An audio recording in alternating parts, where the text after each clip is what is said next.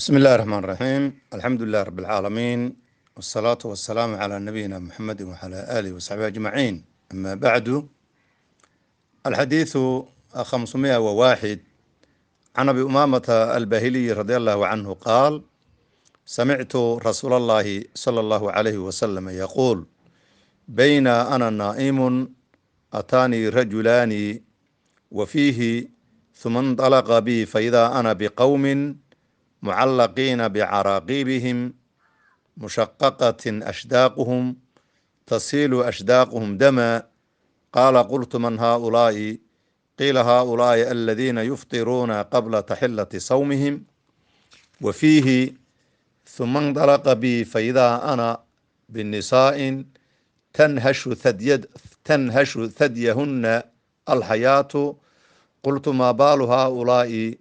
قيل: هؤلاء اللاتي يمنعن أولادهن ألبانهن. رواه النسائي في سنن الحديث رواه النسائي في السنن الكبرى وابن خزيمة وابن حبان والحاكم والبيهقي، والحديث صحيح. إخوة الإسلام والإيمان، maanta taariikhda islaamka ay tahay 12 bishii Ramadaan, bishii sagaalaad hijriga sanadka 1442, isla markaana waafaqsan 24 bishii afraad Abriil sanadka 2021. saan mar horeba soo baraarujiyey. alxamdulilah, ilaahay baa subxaanahu watacaala nacaafiyey. ilahay baa mahad iskale. uma ducooyinkiina ilaahay subxaanahu watacaala maartay idinka aqbalay.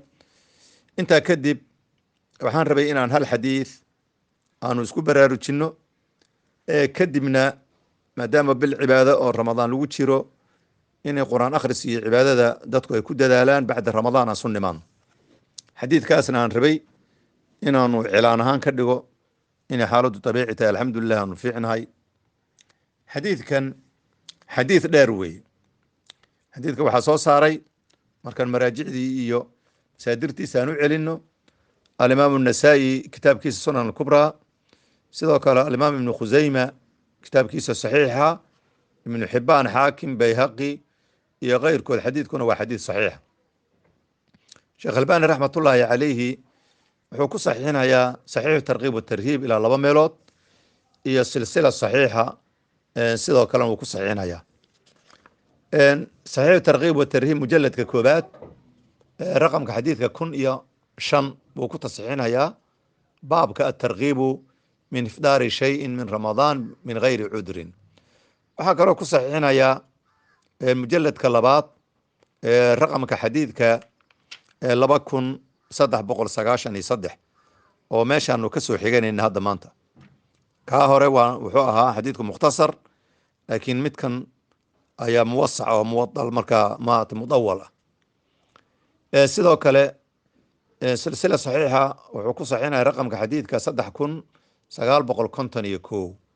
idan xadiidku waa xadiid saxiixa weye.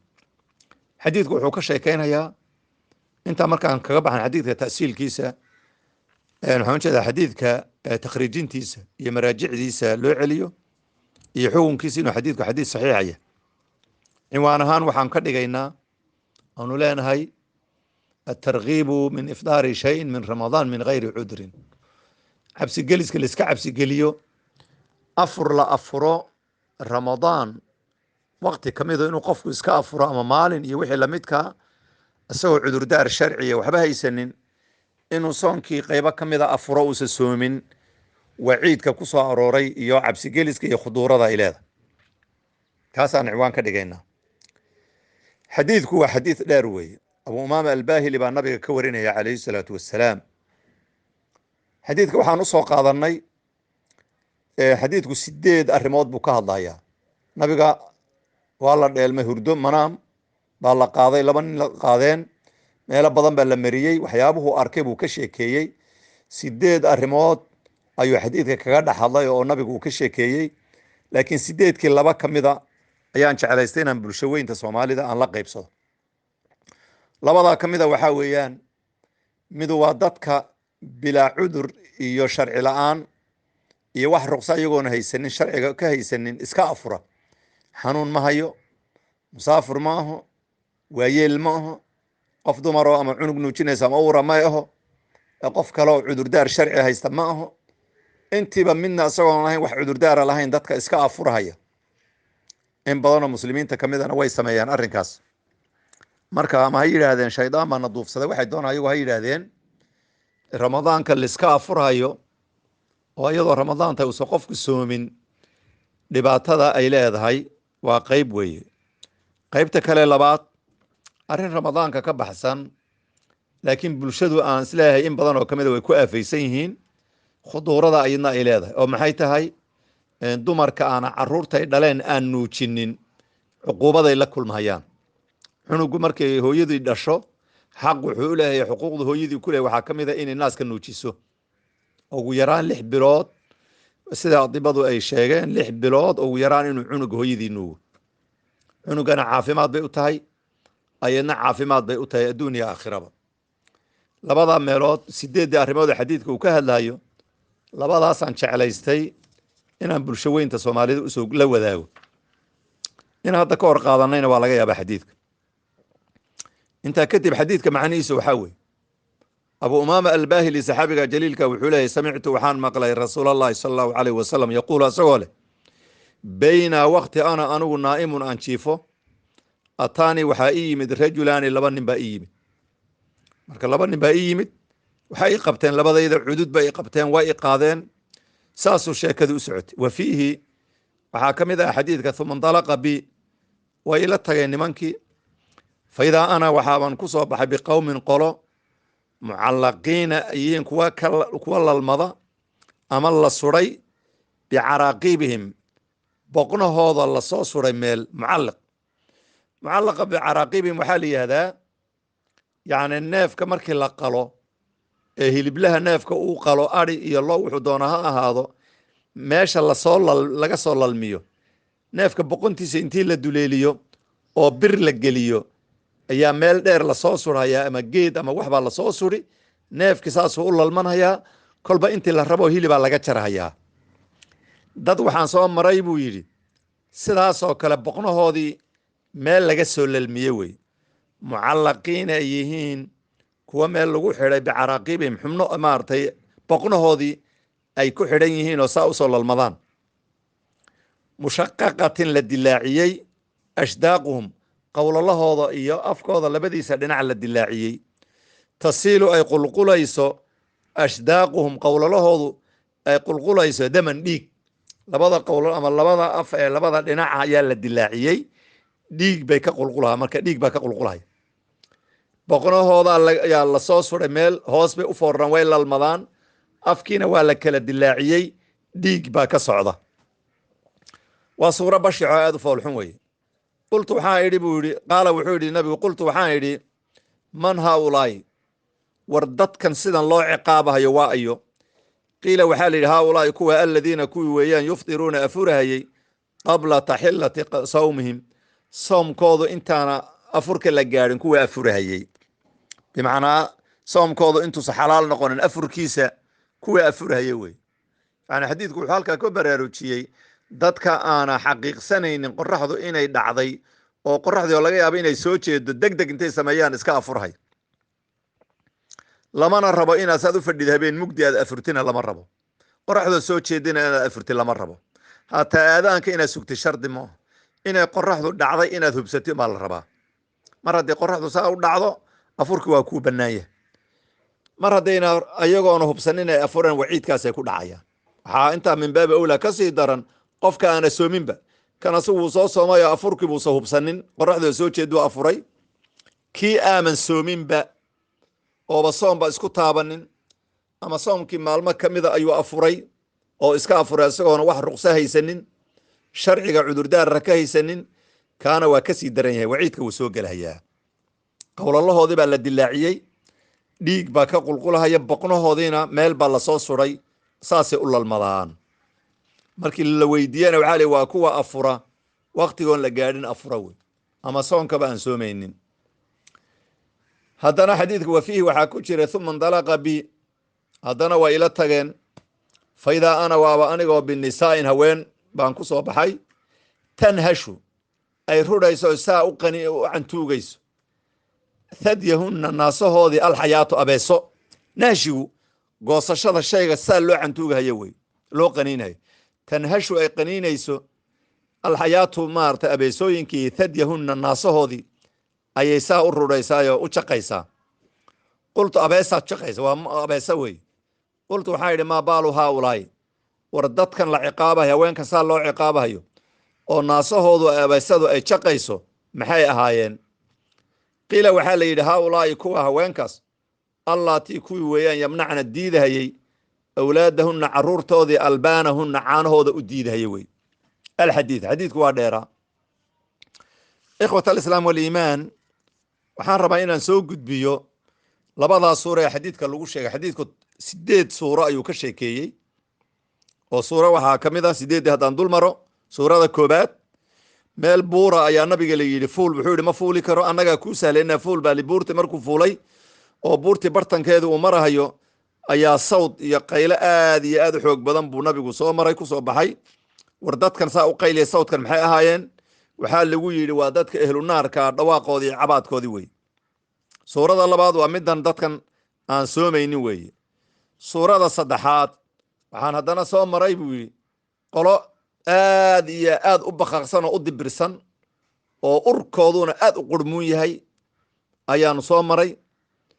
mandarkoodii muuqaalkooduna xun yahay. waxaan ku yidhi dadkaa maxay ahayn? waxaa ligu yidhi dadkaas baktiga aad u qurmuun waa qatl alkufaar, gaalada la laaye wey, gaalnimadka lagu dilay.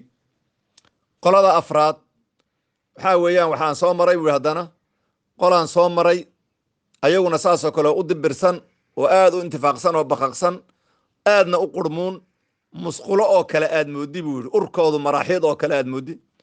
dadka waaya markaan idha waxaa liigu yidhi waa ragga zaaniyiinta iyo haweenka zunaada weeyaan. rag iyo dumar, ragga iyo dumarka zaaniyaasha weeyaan, ee zinada markaa maaragtay ficilka faaxishta sameeya. qodobka kale ee kusoo xigay waa midkan haweenka maaragtay abeysadu naasahooda jaqayso. qodobka kale ee kusoo xigay haddana wuxuu yidhi waa i qaadeen. waxaan maray 2 wiil oo meel ku ciyaarhaya, meel webi bayna nahar, 2 wiil dhexdood 2 wiil oo ku ciyaarhaya ayaan maray. waxaan yidhi labadaa wiil maxay ahaayeen? markaasa ama caruur, 2 wiil ma maarata fayda ana bighilmaan, wiilal ama caruur ciyaaraysa, 2 wiil dhexdood caruur ku ciyaaraysa ayaan maray. maxay ahaayeen markaan idhi? waxaa lagu yidhi daraari lmuminiin, muminiinta caruurtoodii wey. muminiinta caruurtooda yaryarka ee maarata sakiirnimadka ku dhintaan wey. haddana waa i qaadeen. waxaan maray bui 3 nin oo khamri cabahayaan maray bui. war dadka maxay ahaayeen markaan idhi? waxaa la yidhi waa jacfar bin abi aalib iyo zayd binu xaarith iyo maaragtay cabdullahi binu rawaaxa. waa 3dii qaswatu mu'ta ku shahiiday weeyaan. haddana waa i qaadeen. waxaan maray buu yidhi 3 qof baan haddana maray. haddana waxaan ku yidhi war dadkaa maxay ahaayeen? markaasaa liigu yidhi haadaa ibraahim wa muusa wa ciisa wahum yantadiruunak. 3daa qof ee u dambeeya waa nebiyullaahi ibraahim iyo nebiyullaahi muusa iyo nebiyullaahi ciisa, wayna ku sugayaan. 8daa nooc baa xadiidka lagu sheegay. idan ikhwati filaahi, xadiidkan 8daa qaybood anagu 2 ka mida maan jeclaystay inaan soo gudbiyo. 2daa waxaa weeyaan waa dadka aana soomaynin ramadaanka, ama isagoo dhan ha ka wada tageen, ama qayb ka mida ha ka tageen, ama hal maalin ha ka tageen. dadkaas waciidka ku soo arooray iyo dhibaataday la kulmahayaan, boqnahooda intii la duleeliyey in meel laga soo suri, afkana la dilaacinayo dhiig uu ka qulquli, iyo dadka afurka aana hubsanin, qoraxda dhicitaankeeda aana hubsanin. dadkaas waciidka ku soo arooray inay ummadda muslimiinta khaasatan luqadan ku hadlaya Soomaalida inay aad soo ilaaliyaan arrintaas, oo lagala hadlo qofka aan soomaynin in lala hadlo arrintaas iyo dhibaatadu la kulmayo. arrinta kale labaad rabay inaan soo gudbiyo waxaa weeye haweenka aan caruurtooda nuujinaynin. hooyada xaqa cunuga uu ku leeyahay waxaa weeye inay nuujiso markay dhasho. waa xaqa cunuga uu ku leeyahay wey. sida la sugayna ayadana caafimaad ahaan inay cunuga nuujisa u fiican, cunugana inuu hooyadii caanaheeda nuuga u fiican. waciidka ku soo arooray uu nabigu yidhi haween baan soo maray abeese ay naasahoodu jaqayso. naasahooda jirkooda kale ma taabanaysa, naasahan bay abeesadu ka jaqaysaa. war dadkan maxay ahaayeen markaan idhina? waxaa liigu yidhi waa haweenka u diida caruurtooda caanahooda u diida wey, bimacnaa aanan nuujinaynin wey. waad aragteen hadda reer galbeedka iyo qaswi fikriga nagu dhacay inay haweenkii la dhihi in badan oo hooyooyinka ka mid ah ayagoo dhan ma wada aho na cunug hadduu ama aad nuujisi waxaa tegaysa jidhkaadi baa jilcahaya waayeelnimo degdega kugu dhici iska ilaaliya waxba ha nuujinin saa darteed haweenka qaarkood ay dhahaan baanu caanaba maba lihi cunug wuxuu iga nuuga male iyo wixii lamidka dadka noocaa samaynhaya qof waa dhici karta inuuba ilaahay subxaana watacaala caanaba uusa u yeelin qofka waa macduur wey laakiin hooyada intay cunugeeda dhasho caanana ilaahay subxaana watacaala maaragtay ku beeray ay caanihii raxmadda u ahaa cunuga iyo caafimaad u ahaa u diidda waciidkaasi la kulmaysa abeesadaasaa lagu ciqaabayaa oo naasaheeda jaqaysa ilaahay subxaana watacaala waxaan weydiisanayna biasmaa alxusna wa sifaati alculaa inuu naga ilaaliyo dunuubtaasoo dhan iyo waxyaabaha khuduurada alimaamu dahabi raxmatullaahi calayhi wuxuu leeyahay ramadaanka oo liska afuro ayadoona qofku cudurdaar sharci u haysanin kabiira min alkabaa'ira weeyaan waa dembi weyn oo kabaa'irta waaweyn ka mida wey saa darteed bu asagu wuxuu ku darhayaa alkabiiratu alcaashira uu leeyahy kabiirada tobnaad iftaaru ramadaan bilaa cudrin weeyaan walaa ruksatin kabiirada tobnaad waa ramadaan afurkii biduuni sabab liska afuro iyo ruksa la'aan waxaa kaloo imaam dahabi uu soo gudbinaya uu leeyahay muminiintii agtooda waxaa muqarar ka ahaayoo macruuf ahaa qofka ramadaanka aana soomin ama qaybo ka mida ka taga bilaa maradin walaa cudrin ka taga annahu sharun min azani zaaniga inuu ka daran yahay walmukaas ninka maarata canshuur qaadaha ah iyo wa mudminu lkhamri ninka khamriga joogteeya sidaasaa muslimiintu aaminsanaan jireen bal wuxuu leeya imaamu dahabi yashukuuna fii islaamihi islaamnimadkiisay ka shakihi jireen wayadunuuna bihi waxay malayn jireen annahu zindiiqun inuu yahay zindiiq inuu yahay bay malayn jireen zindiiqu waa ninka islaamka muujista gaalnimana qarsada wey idan halkaasay muslimiintii ay gaadhsiiyeen qofkaan ramadaanka aana soomin ama qaybo ka mida ka taga inuu zindiiq yahay munaafiq yahay oosan muslim ahayn bay qaarkood aaminsanaayeen ninka zaaniga asagaa ka daran bay dheheen zaaniga wuu ka daran yahay iyo ninka cashuur qaadaha iyo ninka khamriga caba intuba isagaasaa ka daran bay dheheen idan waa arrin khatara waa ikhwatii filaahi labadaa jumlo ayaan waxaan jeclaystay inaan idinla wadaago meel kastoo joogtaanba marka inuu qofka muslimkaa iska ilaaliyo bil ramadaan isagoo caafimaad qaba wax ciladana jirin inuu iska afuro oosa soominba inuu iska ilaaliyo qodobka kale labaadna gabdhaha muslimaadka ee hooyooyinka ilaahay subxaana watacaala nicmo u siiyey inay awlaad yeeshaan in caruurtooda ayna ka hoojinin ayna ka hor istaagin caanaha ilaahay subxaana watacaala uu ku beeray ayadna caafimaad baa ugu jira inay nuujiso cunugeedana caafimaad iyo waxaa ugu jira koritaan iyo qiimo ciqaabta allana way kaga badbaadaysaa intaasaan jeclaysta inaan idiin soo gudbiyo ilahayna subxaana watacaala waxaan weydiisanaynaa biasmaa alxusna wa sifaati alculaa inuu xaqana tusan ugu nirsaaqa xaqa raacitaankiisa aad iyo aad baan idiin salaamhayaa insha allahu tacaala waxaan leeyahay ramadaan kariim inaanu ka faa'iidaysano bisha ramadaan axaadiidteennina halkaas inoogu joogaysaa bacda ramadaan baanu isku soo noqonaynaa insha allahu tacaala baaraka allahu fiikum hal mar baan xadiidka akhriskiisa aan ku noqonayaa alxadiidu 501 can abi umaamata albahiliyi radi allahu canhu qaal samictu rasuula allahi sala allahu alayh wasalam yaquul bayna ana naa'imun ataanii rajulaani wa fiihi ثuma اndalaqa bi faida ana biqowmin mucallaqiina bicaraaqiibihim mushaqaqatin ashdaaqhum tasiilu ashdaaqhum dama wa fiihi ثuma اndalaqa bi faida ana binisaa'in tanhashu hadyahuna alxayaatu qultu ma baalu haؤulaa'i qiila haؤulaa'i allaati yamnacna أwlaadahuna albaanahuna alxadiiث رواه النسائي في سنن الكبرى وابن خزيمة وابن حبان والبيهقي والحديث صحيح هذا وصلى الله على نبينا محمد وعلى آله وصحبه أجمعين والسلام عليكم ورحمة الله وبركاته